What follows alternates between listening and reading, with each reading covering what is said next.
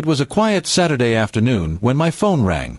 It was my best friend, Daniel, and his voice carried a weight I had never heard before. He asked if I could meet him in person because there was something important I needed to know. I felt uneasy instantly, but I agreed, not realizing my life was about to change forever.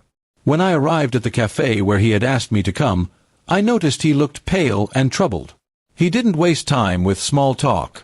Instead, he leaned forward and told me, in a low voice, that he had seen something I deserved to know. I could feel my stomach tighten as I braced myself. Then the words fell. He had caught my wife with another man. I froze. At first, I thought it was a cruel joke, but Daniel's eyes told me he wasn't lying. He explained how he had been at a restaurant the night before with colleagues when he spotted my wife at a corner table. She wasn't alone. She was sitting close to another man, laughing, touching his hand, and later leaving with him as if they were a couple. Daniel said he followed discreetly just to be sure and saw them checking into a hotel together. Every word he spoke cut through me like a blade. My chest felt heavy, my mind numb. I wanted to deny it, but Daniel showed me a picture he had quickly taken on his phone. There she was, my wife, smiling with that man, her hand linked with his. My world collapsed in that moment. I thanked Daniel for being honest with me, though the truth crushed me. He looked guilty, almost apologetic, but I knew he had only done what a true friend would do. If he had stayed silent, I would have continued living in ignorance, blind to the betrayal happening behind my back. That night, I confronted my wife. She was in the living room when I walked in, pretending everything was normal. I set my phone on the table and showed her the photo Daniel had given me. Her face lost all color. She stammered, trying to form excuses, but the silence between us was already louder than her words. She admitted to it eventually, saying it just happened, and that she didn't mean for it to go so far. But I had no patience for empty excuses. Trust, once broken, can never be glued back the same way. I told her plainly that she had destroyed the foundation of our marriage with her choices.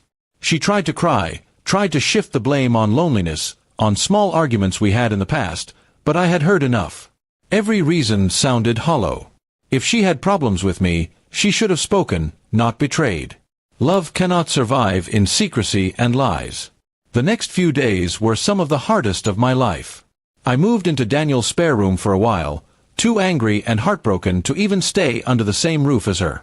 Daniel was there for me every step of the way, reminding me that I wasn't alone and that I deserved better. His loyalty contrasted sharply with her betrayal, and it opened my eyes to who truly valued me. Friends and family soon came to know what had happened. Some were shocked, others admitted they had noticed changes in her behavior but never wanted to interfere. It hurt even more to think that signs had been there, and I had been too trusting, too blinded by love to notice. Eventually, I made the decision that had to be made. I filed for divorce. It wasn't easy. Marriage isn't just love, it's years of memories, shared moments, and trust. But when trust is shattered beyond repair, what remains is only pain. I refused to spend my future drowning in suspicion and betrayal. My wife tried to ask for another chance, but my mind was firm. I couldn't look at her without seeing that image Daniel had shown me, her hand in another man's. I didn't shout or curse. I simply told her it was over. Sometimes silence speaks louder than anger.